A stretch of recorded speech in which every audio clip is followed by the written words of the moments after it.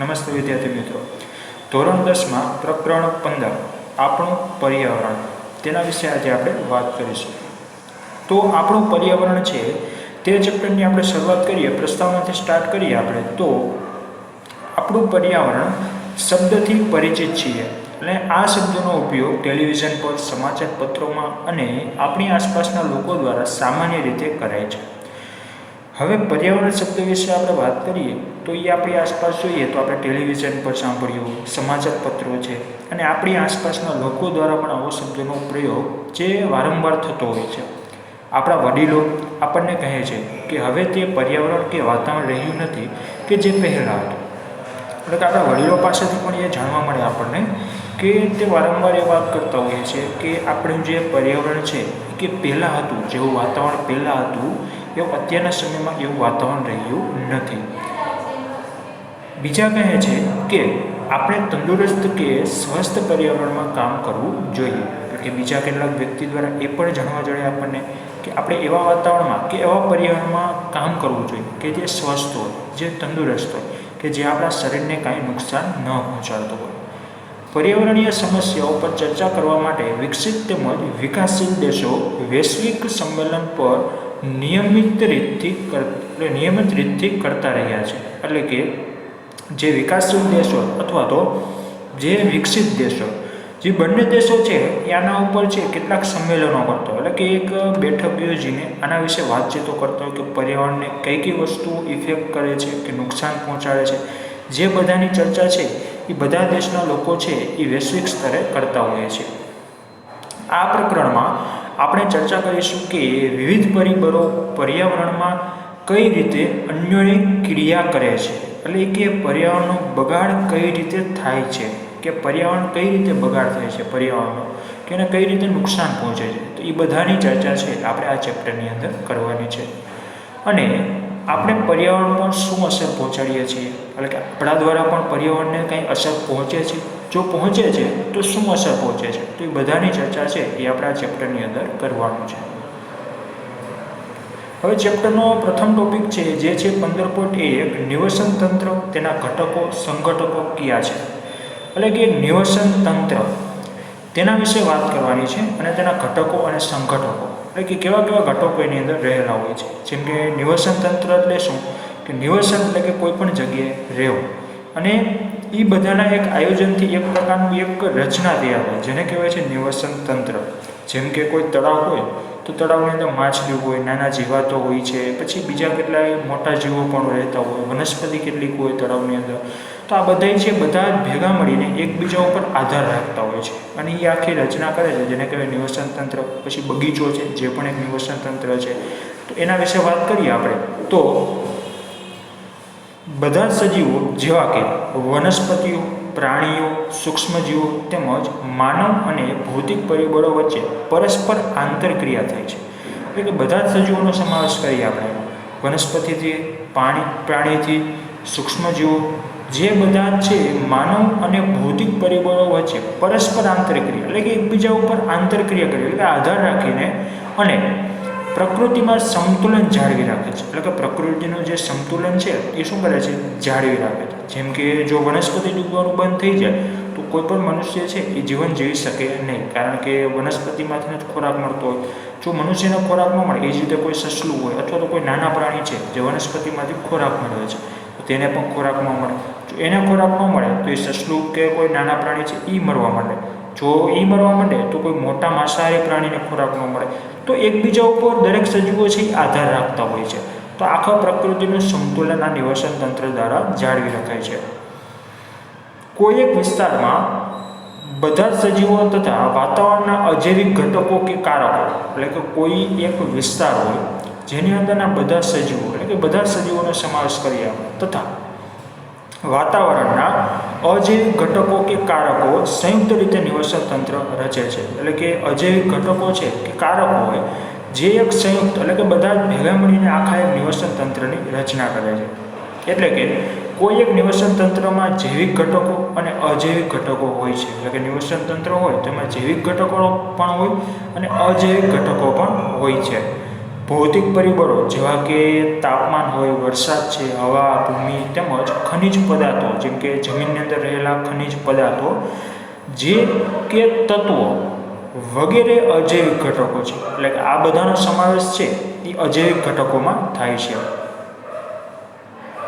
ઉદાહરણ તરીકે જો તમે બગીચામાં જાઓ ત્યારે તમને વિવિધ વનસ્પતિઓ જેવી કે ઘાસ, વૃક્ષ, ગુલાબ, મોગરો, સૂર્યમુખી જેવા પુષ્પવાળા સુશોભનીય છોડ આ બધી છે વનસ્પતિ છે. અને દેડકાઓ, કીટકો તેમજ પક્ષીઓ જેવા પ્રાણીઓ જોવા મળે છે. એટલે કે તમને બધી જ વસ્તુઓ જોવા મળે. જેમ કે એક તરફ તમને વનસ્પતિ જોવા મળતી હોય તો બીજી તરફ તમને પ્રાણીઓ જેવા કે દેડકા છે, કીટકો છે તેમજ પક્ષીઓ, તો આ બધું આપણને જોવા મળશે.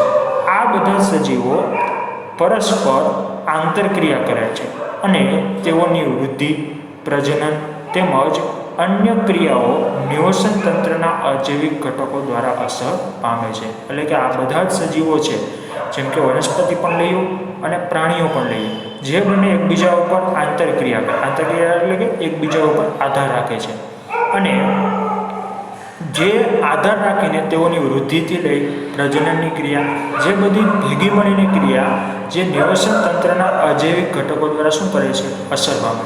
અજૈવિક ઘટકો મતલબ કે હવા છે, જે ઓક્સિજન વાયુ લેતો હોય, કોઈ પ્રાણી છે, પછી કોઈ વનસ્પતિ છે કાર્બન ડાયોક્સાઇડ વાયુ જે હવામાંથી મળે, વરસાદ છે, જમીનનો ઉપયોગ કરતો હોય, તાપમાન પણ ઉપયોગ કરતો હોય, તો આ અજૈવિક ઘટકોથી પણ શું કરે છે? અસર પામે છે.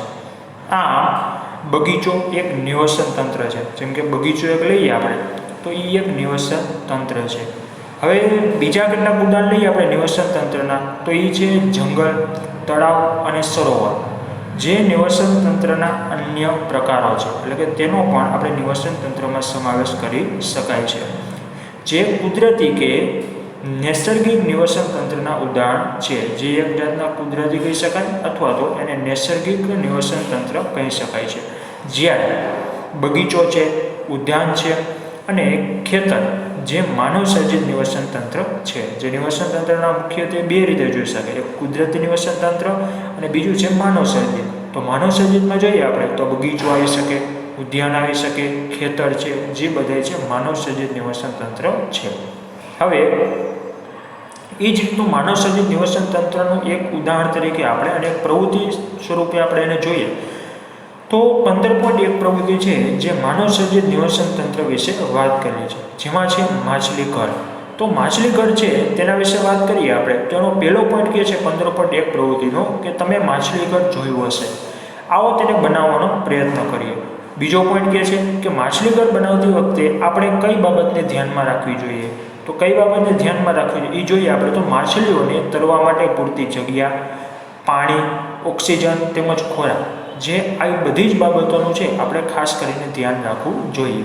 આપણે ઓક્સિજન પંપ દ્વારા ઓક્સિજન અને માછલીઓને ખોરાક આપી શકીએ છીએ, જે બજારમાંથી પ્રાપ્ત થઈ શકે છે. એટલે કે આ બધી જ વસ્તુઓ છે કોઈ એક નિવસન તંત્ર હોય તેમાં આપણે જરૂરી બને છે. જેમ કે માનવ દ્વારા એક નિવસન તંત્ર રચાતું હોય તો આપણી જે જીવન જરૂરિયાતની બધી વસ્તુઓ છે એ એમાં હોવી જોઈએ. જેમ કે હવા માટે ઓક્સિજન વાયુ આપણે હોવો જોઈએ, ખોરાક ખાવા માટે ખોરાક હોવો જોઈએ.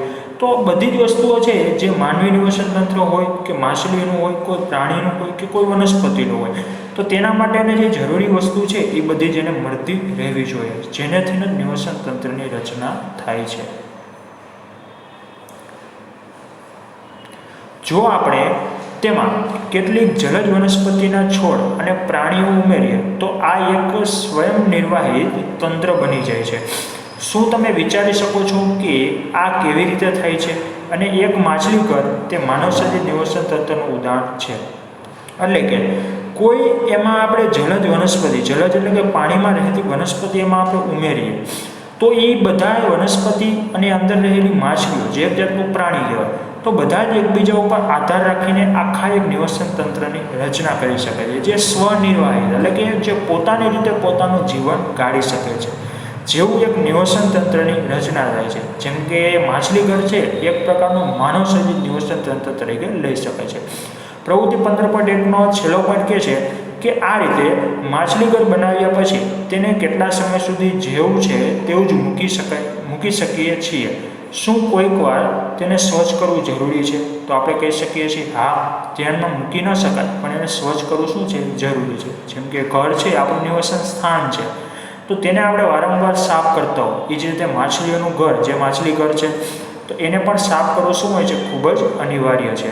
શું આપણે આવી જ રીતે તળાવ તેમજ સરોવર પણ સ્વચ્છ કરવા જોઈએ? તો આપણે કહીશું હા, એને પણ સ્વચ્છ કરવા શું છે? ખૂબ જ અગત્યના છે. શા માટે અને શા માટે નહીં? તો શા માટે એટલે કે આપણે એને સ્વચ્છ કરવા જોઈએ, અને જો ન કરવા જોઈએ તો શું થાય? જો આપણે સ્વચ્છને ન કરીએ તો એ નિવસન તંત્ર સારી રીતે ચાલી શકે નહીં, કે એને પદાર્થો, જે નુકસાન કરતા પદાર્થો એની અંદર ઉત્પન્ન થાય, જે એ કોઈ પ્રાણી છે, કોઈ વનસ્પતિ છે, તેને વારંવાર શું કરે છે? નુકસાન પહોંચાડે છે. આપણે અગાઉના ધોરણમાં અભ્યાસ કરી ગયા છીએ કે જીવન નિર્વાહને આધારે સજીવોને ઉત્પાદકો, ઉપભોગીઓ તેમજ વિઘટકોના જૂથ કે સમૂહમાં વહેંચી શકાય છે. એટલે કે આપણે અગાઉના ધોરણથી અભ્યાસ કરતા આવ્યા છીએ કે 3 પ્રકારે સજીવોને વિભાજિત કરી શકાય. એક તો ઉત્પાદક, જે વનસ્પતિ કહેવાય. પછી ઉપભોગીઓ, ઉપભોગીઓ એટલે કે મનુષ્ય છે, અથવા તો કોઈ એક પ્રાણી લઈ લો, સસલું લઈ લો તમે, જે બધે ઉપભોગીઓ કહેવાય. અને છેલ્લું છે તેમજ વિઘટકો. વિઘટકો એટલે કે જો કોઈ પ્રાણી મરી જાય તો જ્યારે જમીન ઉપર પડ્યું હોય તો કેટલાક નાના કીટકો છે, નાના સૂક્ષ્મજીવો છે, જેનું વિઘટન કરે, તો એને કહેવાય વિઘટકો. તો આ ત્રણેય દ્વારા એક સમૂહ શું કરે છે? સમૂહમાં વહેંચી શકાય, કે આખો સમૂહ બનાવે છે. આવો યાદ કરવાનો પ્રયત્ન કરીએ કે સ્વનિર્ભર કે સ્વયં સંચાલિત નિવસન તંત્ર સ્વયં બનાવે છે. એટલે કે સ્વયં સંચાલિત એટલે કે પોતાની રીતે ચાલતું એક જાતનું નિવસન તંત્ર. કયા સજીવો સૂર્યના પ્રકાશ તેમજ ક્લોરોફિલની હાજરીમાં અકાર્બનિક પદાર્થમાંથી કાર્બનિક પદાર્થ જેવા કે શર્કરા છે તેમજ સ્ટાર્ચનું નિર્માણ કરી શકે છે? તો આમાં આપણે કહીશું વનસ્પતિ. જે સૂર્યપ્રકાશ દ્વારા જે પોતાનો ખોરાક જાતે બનાવે છે ક્લોરોફિલની હાજરીમાં, કે જે અકાર્બનિક દ્રવ્યો હોય છે એનું કાર્બનિક સ્વરૂપમાં ફેરવે છે, અને શર્કરા તેમજ સ્ટાર્ચનું શું કરે છે? એ નિર્માણ કરે, એટલે કે ઉત્પન્ન કરે છે. જેમાં બધી જ લીલી વનસ્પતિ તેમજ કેટલાક બેક્ટેરિયા જેવા પ્રકાશ સંશ્લેષણ કરવાની ક્ષમતા હોય છે. જેમ કે લીલી વનસ્પતિ હોય તો તે પોતાનો ખોરાક છે જાતે બનાવે છે. એ જ રીતે કોઈક બેક્ટેરિયા છે જે પ્રકાશ સંશ્લેષણની ક્રિયા કરવાથી તેની શું હોય છે? ક્ષમતા ધરાવે છે, જે પોતાનો ખોરાક એમાંથી જાતે બનાવે છે. તેઓ આ વર્ગમાં સમાયેલા છે, એટલે કે સમાવાય છે, જેનો આ વર્ગમાં સમાવી શકાય, કે જે પોતાનો ખોરાક જાતે બનાવે છે. તેથી તેઓને ઉત્પાદકો કહેવાય, કે જે પોતાનો ખોરાક પ્રકાશ સંશ્લેષણની ક્રિયા દ્વારા જાતે બનાવે છે તેને આપણે ઉત્પાદકો તરીકે કહીએ છીએ. જેમ કે વનસ્પતિ છે અને કેટલાક બેક્ટેરિયા છે. શું બધા સજીવો પ્રત્યક્ષ અથવા તો પરોક્ષ રીતે ખોરાક હેતુથી ઉત્પાદકો પર આધારિત હોય છે? તો આપણે કહીશું હા. તો બધા સજીવો છે, બીજા બધા જેમ કે પ્રાણીઓ લઈએ આપણે બધા, તો એ બધા છે ઉત્પાદકો ઉપર જ આધાર રાખતા હોય છે, જે વનસ્પતિ ઉપર જ આધાર રાખતા હોય છે. આ સજીવો કે ઉત્પાદકો દ્વારા ઉત્પાદિત થયેલો ખોરાક પર પ્રત્યક્ષ અથવા તો પરોક્ષ રીતે નિર્ભર હોય છે, કે જે પ્રત્યક્ષ રીતે અથવા તો પરોક્ષ રીતે. પ્રત્યક્ષ મતલબ કે જે કોઈ મનુષ્ય છે ડાયરેક્ટ છે એ કોઈ વનસ્પતિને ખોરાક તરીકે ઉપયોગ કરવો હોય તો એ પ્રત્યક્ષ રીતે કહે, અને પરોક્ષ રીતે મતલબ કે વનસ્પતિ છે એને સસલું ખાય છે અને સસલાને કોઈ સિંહ ખાય છે, તો એ પરોક્ષ રીતે છે એ વનસ્પતિ ઉપર જ આધાર રાખે છે એમ કહેવાય છે. તેઓને ઉપભોગીઓ કહે છે. એટલે કે આવા બધા છે જે સજીવો બીજા સજીવો પર આધાર રાખતો હોય, જેને ઉપભોગીઓ તરીકે ઓળખાય છે. ઉપભોગીઓને મુખ્યત્વે શાકાહારી, માંસાહારી અને સર્વાહારી તેમજ પરોપજીવીઓમાં વહેંચવામાં આવે છે. જેને શાકાહારી એટલે કે માત્ર વનસ્પતિ ઉપર આધાર રાખતો હોય શાકાહારી, માંસાહારી એટલે કે માંસ ખાતું હોય માંસાહારી, અને સર્વાહારી કે જે બંનેનો ઉપભોગ કરતો હોય કે બંને ખાતું હોય એને કહેવાય છે સર્વાહારી. તેમજ પરોપજીવીઓમાં વહેંચવામાં આવે છે. શું આમાંથી પ્રત્યેક પ્રકારના વર્ગના ઉદાહરણ જણાવી શકો છો? તો આપણે કહીશું હા. જેમ કે ઉત્પાદકો છે તેમાં વનસ્પતિ થાય છે, પછી ઉપભોગીઓ છે જેમાં કોઈ સજીવ મનુષ્યનો સમાવેશ થાય છે, અને છેલ્લું છે વિઘટકો, જેમાં નાના સૂક્ષ્મજીવો છે. તો આવા બધા છે સજીવોનો આપણે સમાવેશ કરી શકીએ. જેમ કે શાકાહારીમાં આપણે લઈએ તો એમાં કોઈ સસલું કહી શકાય આપણે એને, મનુષ્ય છે જે શાકાહારીમાં પણ આવે અને માંસાહારીમાં પણ આવે, બેમાં એનો સમાવેશ કરી શકાય છે. અને સર્વાહારી કે જે બંને ખાતું હોય.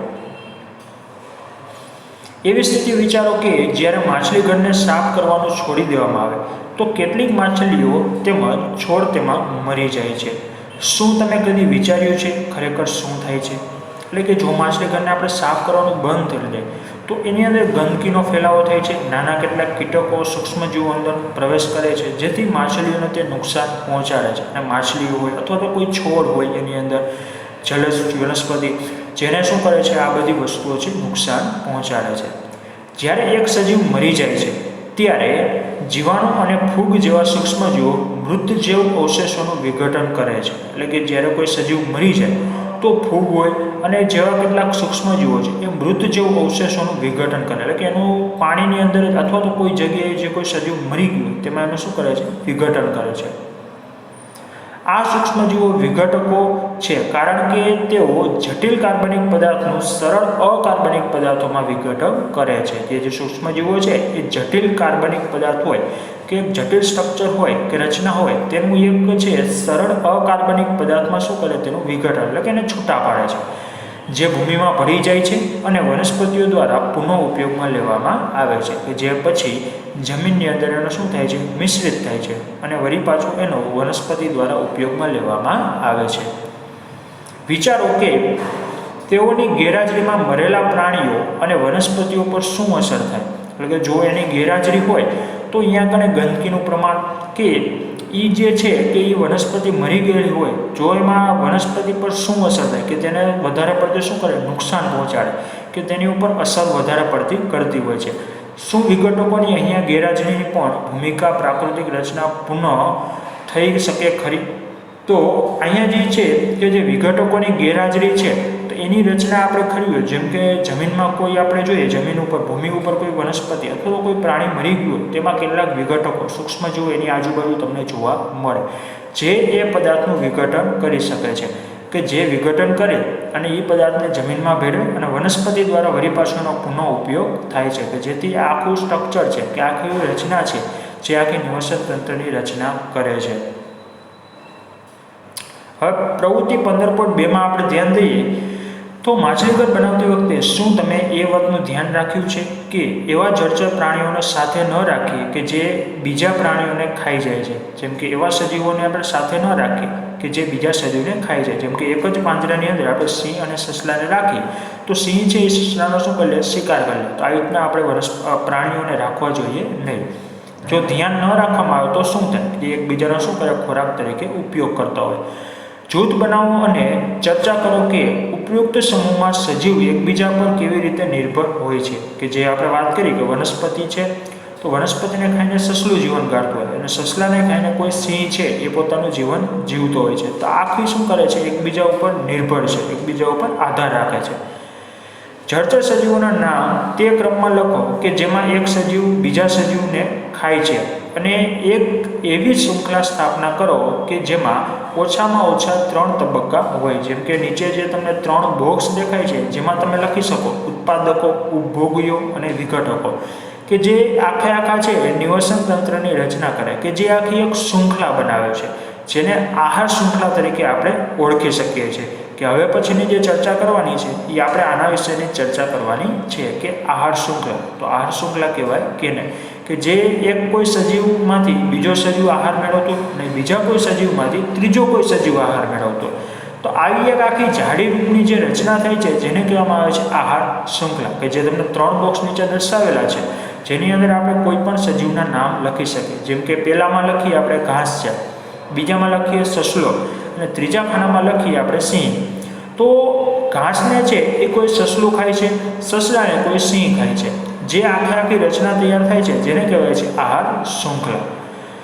શું તમે કોઈ એક સમૂહને સૌથી વધુ મહત્વનો ગણો છો? શા માટે? અથવા તો શા માટે નહીં? તો કોઈ એક સમૂહને વધુ મહત્વનો ગણી શકાય નહીં, કારણ કે બધા જ સજીવો છે એકબીજા ઉપર શું કરતા હોય છે, આધાર રાખતા હોય છે. કે એક સજીવનું જો પણ પતન થઈ જાય તો બીજા સજીવ એના દ્વારા જે જીવતો હોય એ પોતાનું જીવન ગાળી શકશે નહીં. તો આ જે છે જેના વિશે વાત કરી આપણે, જે લાસ્ટમાં જે વાત કરી 15.2 પ્રવૃત્તિમાં જે છે આહાર શૃંખલાની ચર્ચા કરે, જેના વિશે આપણે વધારે વિસ્તૃત માહિતી છે એ નેક્સ્ટ લેક્ચરમાં મેળવીશું. અસ્તુ.